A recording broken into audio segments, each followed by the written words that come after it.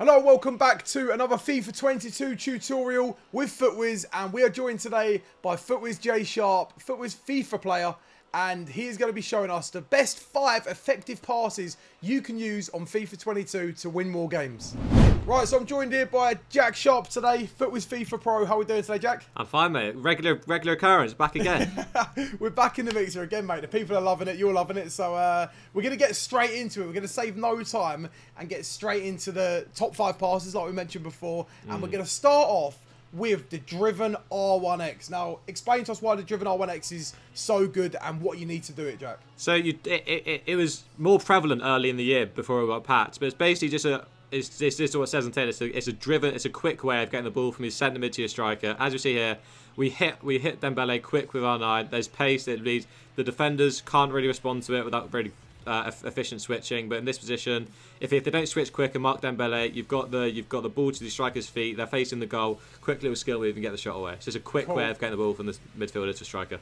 Brilliant stuff. So the main thing is pretty much not to give the opposition a chance to react when using the R1X, as opposed to maybe like just the next pass without R1. It's not as quick, it's not as zippy, and it kind of gives your opponent time to intercept the ball, right? Yeah, for sure. Just about that kind of element of surprise. It's so quick. The ball's feet snap, goal, or the little time. Brilliant stuff. Cool. And we're going to move on to another pass, which is the double X pass. Now, with the double X pass, it is a little bit different, isn't it? Yeah, so it's basically, it's an A pass, but you loft it slightly. So as you see here, it just makes the ball, obviously, it just lofts it in the air. So kind of, if a defender like lunges or whatever, it like goes over their feet. As you see here, it's an easy way of getting it across the goal. It also kind of sets Mbappe up on the little volley as well. It's useful for that.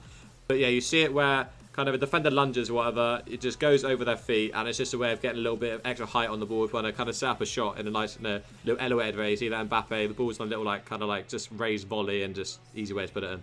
Brilliant stuff. And obviously you mentioned about how, because it's raised, it's really hard for the midfielder / defender to intercept. So would you say it's good to use pretty much all round the pitch as well? Like, for example, when you're in the middle of the park and you're in a tight gap, you kind of want to get it through and stuff like that? Yeah, so say if like, even like if you're to centre mid, you know, if like a centre mid like steps across you and like a little X pass will get intercepted, but if you do a double X, you can get it over the standing leg, and just it's a way of like just beating like the player marking a lane or whatever, or in box if you're marking the pass, for example.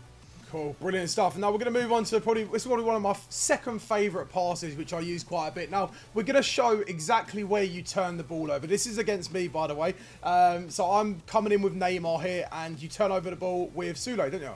Yeah. So this LB through ball, yeah. So actually Sancho.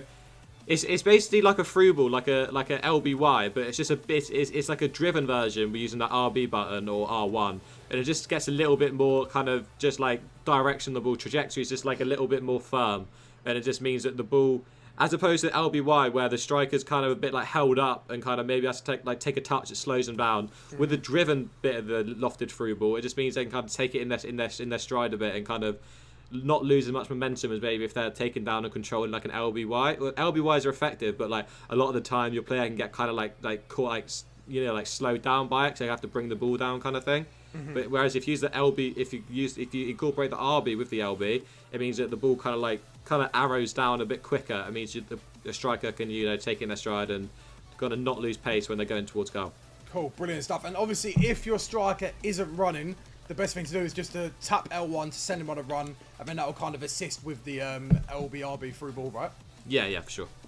Cool, brilliant stuff. Now we're going to go through to the Lakueta pass. I'd say this one is one which maybe will take a little bit of practice, learning when to hit the X button, etc.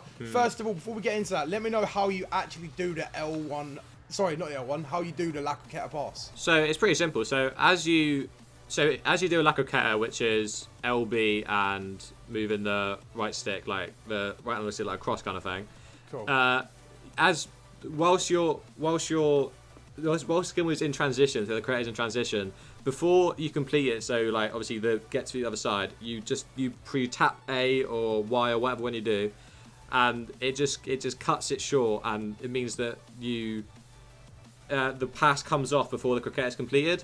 So if you want any kind of competitive, it's always using that. But yeah, it's really effective right now. Right, so we'll replay that example, just where you get the ball with Sancho here. Yeah. You do a little pass to Ronaldo, then a nice so as you see, Dembele. yeah, because you do a cricket, like as your defender thinks you're just going to do the skill move, it like you do it as the boss has been played. So one, it can bug out the AI defender because it just bugs out the movement. It means you're coming from the pass from a different angle kind of thing.